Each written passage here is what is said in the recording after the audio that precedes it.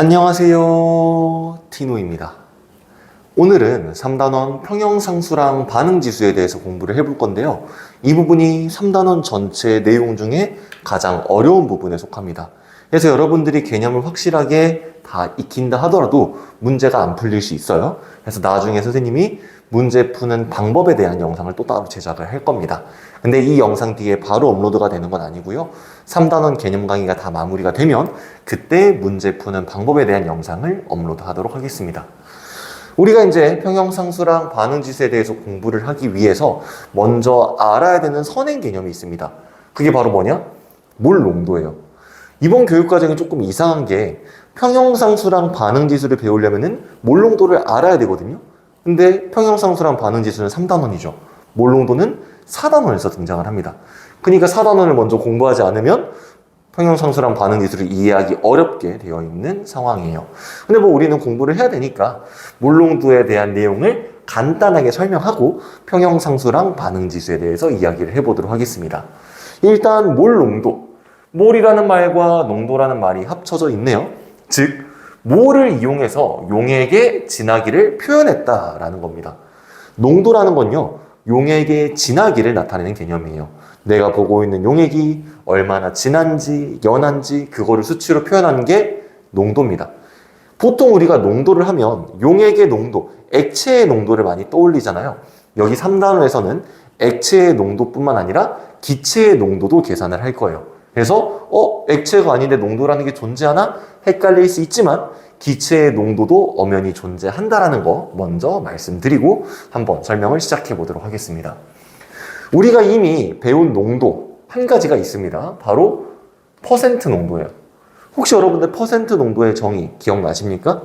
퍼센트 농도는 용액 100g에 녹아있는 용질의 질량을 의미합니다. 즉, 어떤 소금물의 농도가 8%라고 가정을 해볼게요. 무슨 뜻이에요? 소금물 100g이 있으면 그 중에 소금이 8g을 차지하고 있다는 뜻입니다. 그럼 만약에 소금물이 200g이 있으면요? 거기엔 소금 몇 g 들어있는 거예요? 16g 들어있는 거죠. 왜? 기준 100g에 2배. 그럼 들어있는 용질의 질량도 2배가 되는 거예요. 만약에 8% 소금물이 50g이 있다고 가정을 해볼게요. 100g에 8g이래. 그럼 50g은 4g이 되는 거겠죠. 이런 식으로 농도의 정의를 여러분들이 이해를 하시면 공식 없이도 그 용액 속의 용질이 얼만큼 녹아있는지를 찾아낼 수가 있습니다. 마찬가지예요. 몰 농도도 여러분들이 정의를 정확하게 이해하신다면 따로 계산식 없이도 용액 속에 녹아있는 용질의 양이라든지 또는 용액을 물에다가 녹였을 때 이 용액의 농도가 몇이 나오는지를 쉽게 찾을 수가 있습니다. 몰 농도를 기호로 표현할 때는 대문자 M으로 표기를 하고요. 몰 농도를 단위로서 나타낼 때에도 대문자 M으로 표기합니다. 얘는 그냥 기호기 때문에 M이라고 읽어주시면 되고요. 단위로서 사용이 될 때에는 몰 농도라고 읽어주시면 되겠습니다. 근데 몰 농도, 대문자 M은요, 실제로 몰 퍼 리터라는 의미를 갖고 있어요. 매번 우리가 농도를 표현할 때 몰 퍼 리터라고 쓰기 귀찮으니 그냥 몰 퍼 리터를 대문자 M으로 표기한다 라고 생각하시면 되겠습니다. 그럼 여기에는 몰 퍼 리터의 의미를 한번 해석을 해볼까요? 퍼가 들어가는 단위는 항상 퍼 뒤쪽에다가 숫자 1을 붙여주면 해석이 됩니다. 그럼 여기다 1을 붙여서 해석을 해주면 1리터에 들어있는 몰수가 됩니다. 조금 더 자세하게 설명해드리면 용액 1리터에 녹아있는 용질의 몰수, 그게 몰 농도의 정의예요. 예를 들어서 어떤 용액의 몰 농도가 4몰 농도라고 해보겠습니다. 그럼 요 용액 1리터에는 용질이 몇 몰 녹아있다? 4몰이 녹아있다. 그럼 2리터에는 8몰이 녹아있을 거고 0.5리터에는 2몰이 녹아있겠죠.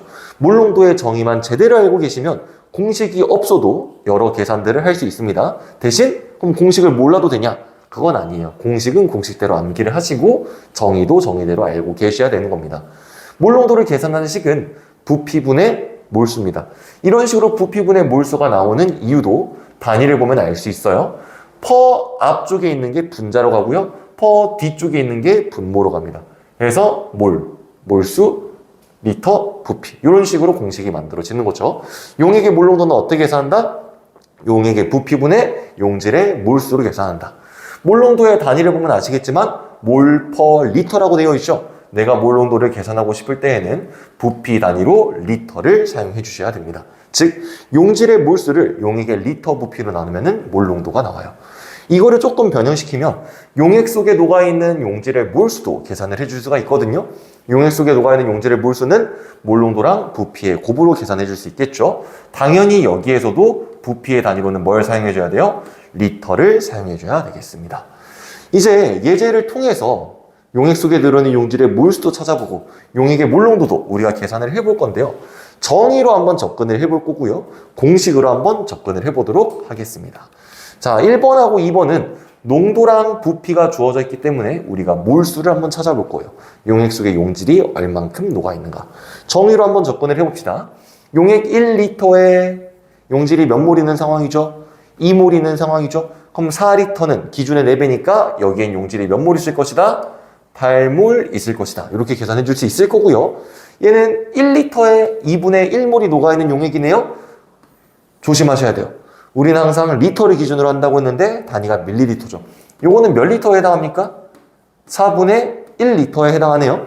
그럼 1리터에 2분의 1몰이 녹아있으면 4분의 1리터는 1리터에 4를 나눠줘야 4분의 1이 나오죠. 그럼 여기도 4를 나눠주게 되면 8분의 1몰의 용질이 녹아있습니다. 이렇게 찾아줄 수 있는 거예요. 지금 우리가 하는 계산은 공식을 이용하지 않은 정의를 이용한 계산이잖아요. 근데 공식을 이용하면 조금 더 빠르게 계산을 해줄 수가 있습니다. 용액 속에 녹아있는 용질의 몰수는 어떻게 계산한다고요? 몰 농도랑 리터 부피의 곱으로. 몰 농도랑 리터 부피 곱하면 몇 나옵니까? 8. 몰 농도랑 리터 부피 곱하면 몇 나옵니까? 8분의 1. 훨씬 간단하죠. 정의를 이용한 계산도 그리고 공식을 이용한 계산도 둘 다 여러분들이 할 줄 아셔야 되겠습니다. 3번하고 4번에서는 뭘 해볼 거냐? 용액에 들어있는 용질의 이제 질량 그리고 용액의 부피가 나와 있기 때문에 우리가 몰 농도를 구해볼 수가 있겠네요. 우리한테 주어져 있는 게 용질의 질량이죠. 근데 몰 농도를 구할 때는 용질의 몰수가 필요하니까 여기에는 질량을 먼저 몰수로 바꿔주도록 하겠습니다. 여기에는 NaOH 화학식량은 40이에요. 그럼 4g의 NaOH는 몇 몰에 해당하죠? 0.1몰에 해당하고요. 60g의 NaOH는 1.5몰에 해당하겠죠. 그 다음 이제 정의로 접근을 해볼게요. 몰 농도는 용액 몇 리터에 녹아있는? 1리터에 녹아있는 용질의 몰수를 이야기합니다. 얘는 몇 리터인가요? 0.1리터죠. 그럼 지금 우리가 보고 있는 3번 용액은 0.1리터에 용질이 0.1몰 녹아있는 상황이에요. 몰 농도의 정의는 몇 리터? 1리터. 그럼 1리터에 녹아있는 양을 보려면 10배 주면 되겠죠. 그럼 10배면 몇 몰이 녹아있어요? 1몰이 녹아있네요. 예, 몰 농도 1몰 농도가 되겠습니다. 얘도 똑같아요. 500ml에 1.5몰이 녹아있죠. 내가 궁금한 건 1리터에 녹아있는 양이에요. 1리터면 2배니까 녹아있는 용질도 2배. 3몰 농도가 되겠습니다. 공식을 이용해서 계산 한번 해볼까요? 용질의 몰수를 뭐로 나누라고요? 리터 부피로 나누라고요. 그럼 0.1을 0.1로 나눈 거니까 1이 나오겠죠. 얘는 1.5를 2분의 1로 나눠야 되거든요. 2분의 1을 나눈다. 이꼴 2를 곱하는 거기 때문에 1.5에 2가 곱해진 3몰 농도가 정답이 되는 거예요. 정의를 이용한 계산과 공식을 이용한 계산 둘 다 알고 계시면 좋을 것 같아요. 지금 선생님이 여기에 준비해 놓은 4가지 예제는 전부 액체에 대한 이야기잖아요. 근데 아까 선생님 뭐라 그랬어요? 3단원에서는 기체의 농도를 계산한다 그랬죠. 기체의 몰 농도도 어려울 거 없습니다. 기체의 부피분의 기체의 몰수로 계산을 해주시면 되는데요. 여기에서 말하는 기체의 부피는 기체가 담겨있는 용기의 부피라고 생각하시면 좋아요. 그래서 기체가 담겨있는 용기의 부피분의 안에 들어있는 기체의 몰수, 그렇게 계산을 해준 값이 기체의 몰 농도라는 거 생각을 해주시면 3단원 공부할 때 이제 어려움이 없을 거예요. 그러면 본격적으로 평형상수랑 반응지수에 대한 이야기를 해보도록 하겠습니다.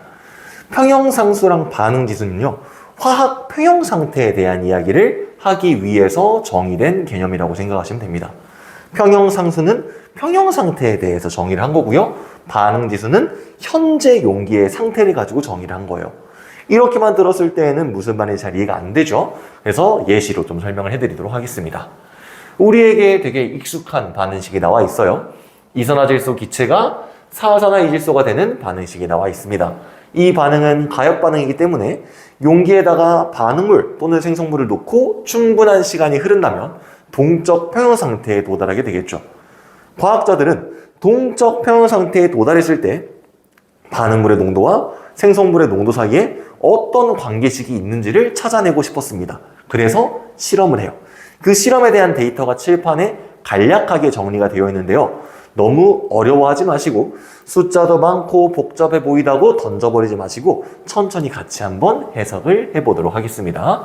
일단 조금 더 편하게 해석하기 위해서 선 두 개를 그어놓고 시작할게요. 표를 보시면은 화학식에 대괄호가 씌워져 있죠. 화학식에 대괄호가 씌워져 있다. 이꼴 그 물질의 몰 농도를 의미합니다.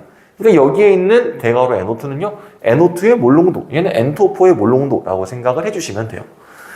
네 번의 실험을 보면은요, 공통점과 차이점이 있어요. 일단 첫 번째, 공통점은 뭐냐면요, 용기 속에 들어있는 전체 기체의 몰 농도는 몇이 나온다? 0.1 몰 농도가 나온다. 이게 공통점이에요. 그리고 차이점은 뭐예요? 반응물만 있을 때도 있고, 생성물만 있을 때도 있고, 반응물하고 생성물이 섞여 있을 때도 있죠. 즉, 반응물하고 생성물의 농도의 비를 달리하며 총 4번의 평형에 도달하게 한 겁니다. 여기까지 이해됐나요? 당연히 초기에 반응물하고 생성물의 농도에 따라서 평형 상태에서의 반응물과 생성물의 농도도 달라지게 됩니다. 처음에 반응물하고 생성물 총 농도가 0.1 몰 농도가 되게 했지만 평형에 도달했을 때 혹시 총 몰 농도가 1, 2, 3, 4 모두 똑같이 나오나요? 아니요. 굳이 계산해보지 않아도 1, 2, 3, 4에서 몰 농도의 합이 다르게 나오는 거 확인할 수가 있습니다. 그럼 이렇게 봤을 때에는 평형 상태에 도달했을 때 반응물의 농도와 생성물의 농도 사이의 관계가 없어 보이죠?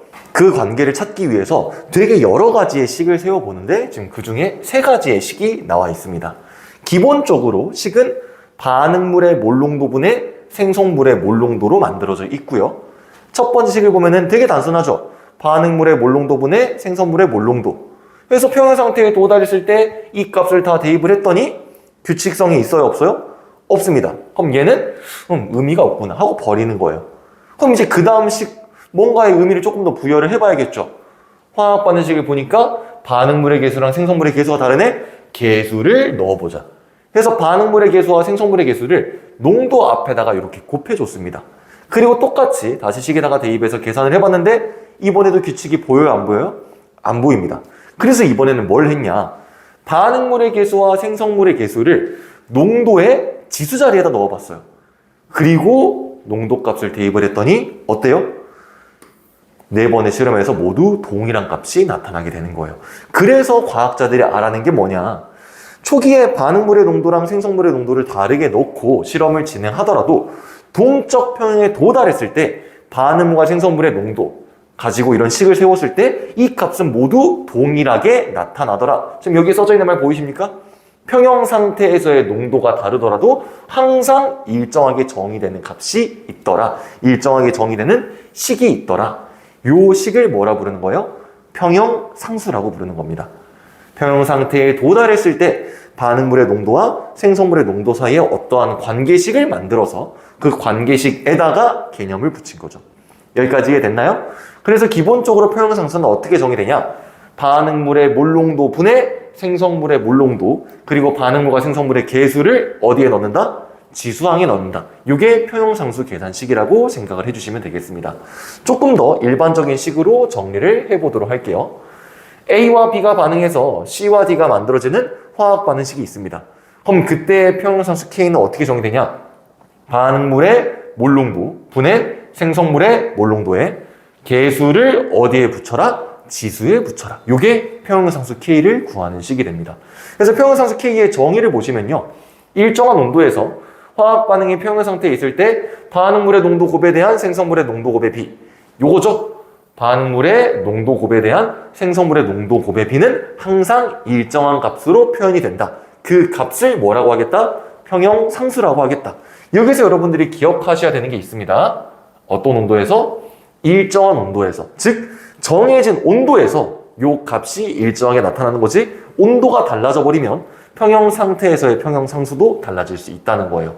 이따가 평형상수의 특징을 배울 때 조금 더 자세하게 이야기하겠지만 온도에 대해서 변할 수 있는 값이다. 요거 기억을 해주셔야 되고요. 그리고 식을 보면은 단순히 반응물의 농도와 생성물의 농도가 아닌 개수까지 고려되는 복잡한 식이잖아요. 근데 정의에는 그런 말이 들어가요, 안 들어가요? 안 들어갑니다. 그래서 뭐 옳지 않은 것은 또는 옳은 것은 이라는 문제에 대해서 평형상수는 반응물의 농도 곱에 대한 생성물의 농도 곱으로 정의를 한다. 이런 말이 나오면 맞는 말이라고 체크를 해주셔야 돼요. 꼭 지수까지 같이 정의에 넣지는 않는다는 거. 그러면 이제 이어서 평형상수 K의 특징에 대해서 공부를 해볼 건데요. 하나도 빠짐없이 모두 기억을 해주셔야 됩니다. 내신 문제에서는 평형상수의 특징으로 옳은 것은, 옳지 않은 것은 이런 문제가 출제될 수 있기 때문에 다 암기를 하셔야 돼요. 첫 번째, 평형상수는 오직 온도에 의해서만 달라집니다. 아까 평형상수 K의 정의가 어떻게 시작했죠? 일정한 온도에서 라고 시작을 했잖아요. 그래서 온도가 일정하면 내가 처음에 반응물하고 생성물의 농도를 어떻게 넣던 간에 평형상태에 도달했을 때 평형상수 K는 동일하게 나옵니다. 근데 온도가 달라져 버리면 K 값이 달라져요. 그럼 온도가 올라갔을 때 K 값이 어떻게 되냐? 그거는 이 반응이 발열 반응인지 흡열 반응인지에 따라 달라집니다. 그거는 다음 영상인 온도에 따른 평형이동에서 조금 더 자세히 다뤄보도록 할게요. 일단 우리가 기억할 거는 평형상수는 뭐에 따라 달라진다? 온도에 따라 달라진다는 겁니다. 그리고 두 번째, 평형상수는 단위를 따로 표기하지 않아요. 근데 그 이유가 있거든요. 왜 단위를 표기하지 않냐면 평형상수 K가 몰농도에 대한 식으로 만들어지잖아요. 몰농도의 단위가 뭐예요? 대문자 M이에요. 만약에 A, B, C, D가 모두 1이었다고 가정을 해보도록 하겠습니다. 그럼 얘는 몰농도 곱하기 몰농도분의 몰농도 곱하기 몰농도기 때문에 단위를 이렇게 약분해 줄 수가 있어요. 그럼 단위가 남아요, 안 남아요? 안 남죠. 즉 반응물의 개수합과 생성물의 개수합의 단위가 같으면 평형상수는 단위가 없는 값이 됩니다. 근데 만약에 달라요. 이렇게 한번 정의를 해볼까요? 1, 2, 1, 4 이렇게 정의를 해보도록 하겠습니다. 그럼 몰농도에 대한 단위를 다 지우면 결과적으로 몰농도의 제곱이 단위로 남게 됩니다. 이 말의 의미가 뭐냐면 화학 반응식의 개수에 따라서 평형상수 K의 단위가 계속 달라진다는 거예요. 그럼 단위를 쓰면 너무 복잡하겠죠. 그래서 평형상수는 단위를 따로 표기한다, 안 한다? 표기하지 않는다라고 기억을 해주시면 되겠습니다. 세 번째, 순수한 고체와 액체의 농도는 평형상수식에 표현하지 않습니다. 이 말이 무슨 말이냐? 지금 여기 보면 평형상수 K 해서 반응물의 농도분의 생성물의 농도로 표현이 되어 있잖아요. 여기에 있는 A, B, C, D의 몰농도는 반응의 진행에 따라 변할 수 있는 값들입니다. 정반응이 진행이 되면 반응물의 양이 줄고 생성물의 양이 늘죠. 그럼 반응물의 농도가 감소하고 생성물의 농도가 증가할 거예요. 역반응이 진행이 되면 당연히 반대의 농도 변화가 나타나겠죠. 근데 만약에 A, B, C, D 중에 순수한 고체나 액체가 있잖아요. 반응의 진행에 따라서 얘네들의 농도가 달라지지 않습니다. 반응이 진행이 되면은 순수한 고체와 액체의 양이 줄고 양이 느는 건 맞아요. 그러니까 양의 변화가 있는 건 맞는데 순수한 고체나 액체는 양이 변한다고 해서 농도가 변하지 않습니다. 그래서 평형상수식에다가 따로 표현을 하지 않아요.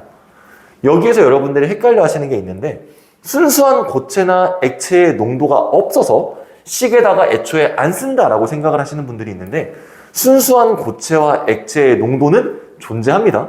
우리가 물이라고 부르는 것도 농도가 존재해요. 물의 몰농도 계산하면 약 51 정도가 나오거든요. 51 몰농도 정도.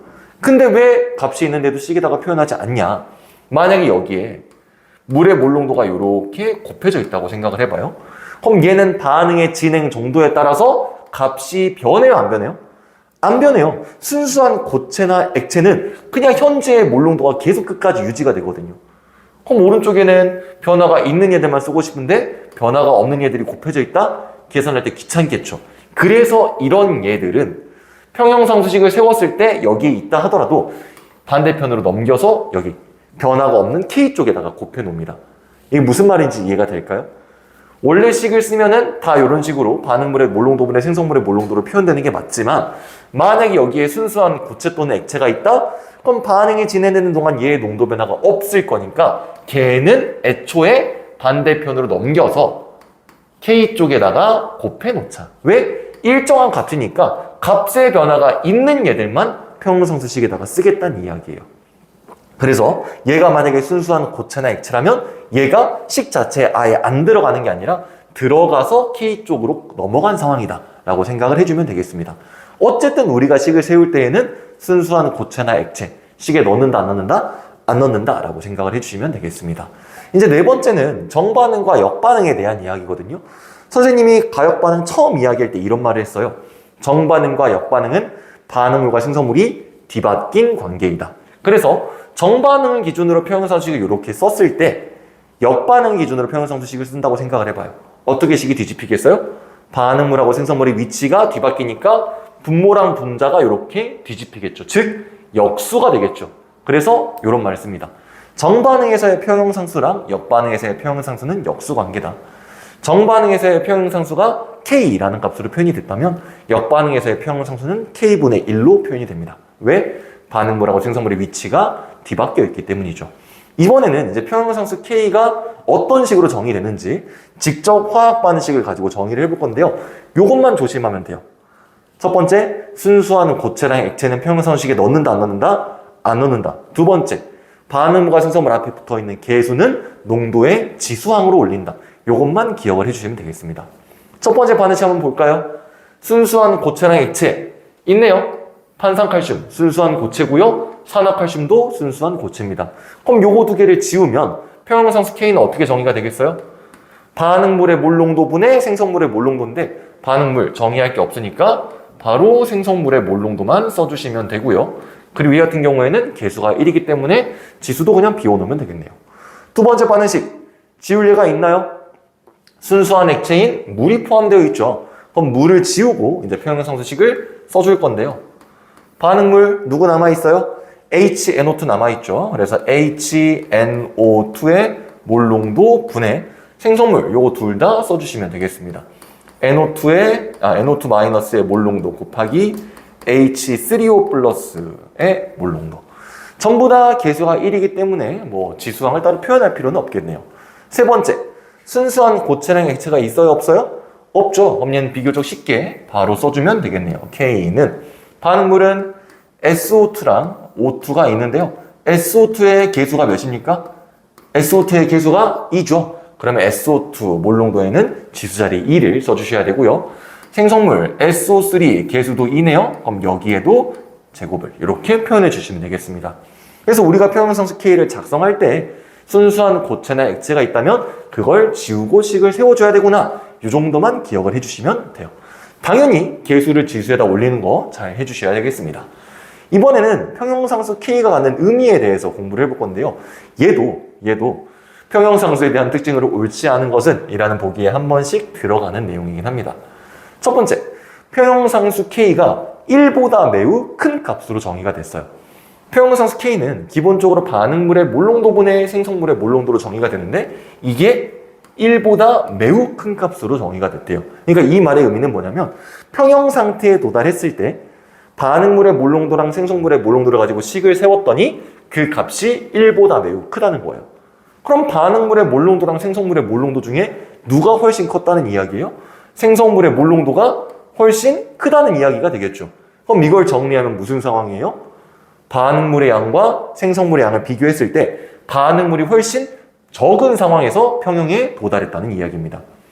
반응물의 몰농도랑 생성물의 몰농도를 비교했을 때 K값이 1보다 매우 큰 상황에서 평형에 도달했다면 생성물이 훨씬 많은 상태에서 평형에 도달했다. 그럼 항상 이러냐? 그건 아닙니다. 당연히 여기에 있는 계수에 따라서 몰농도의 지수값 자체가 달라지잖아요. 그럼 1보다 매우 크게 정의가 됐음에도 반응물하고 생성물의 농도가 비슷하게 정의가 될 수 있어요. 근데 이거는 일반적으로 그렇다는 겁니다. 그래서 여기에 뭐라 되어 있어요? 매우라는 말이 들어가죠. 그러니까 일반적으로 평형상수 K가 1보다 매우 크면 반응물의 몰농도보다 생성물의 몰농도가 큰 상황에서 평형에 도달한 것이다. 그럼 평형에 도달했을 때 양을 비교하면 생성물이 훨씬 더 많을 것이다. 이렇게 결론을 내려줄 수 있다는 거죠. 그럼 평형상수 K가 1보다 매우 작을 때에는 누구의 농도가 진한 상황이다? 분모에 있는 반응물의 농도가 더 진한 상황이다. 즉 평형 상태에 도달했을 때 반응물과 생성물의 양을 비교하면 누가 더 많은 상황일 것이다? 반응물의 양이 더 많은 상황일 것이다. 역시나 일반적으로 그렇다는 이야기입니다.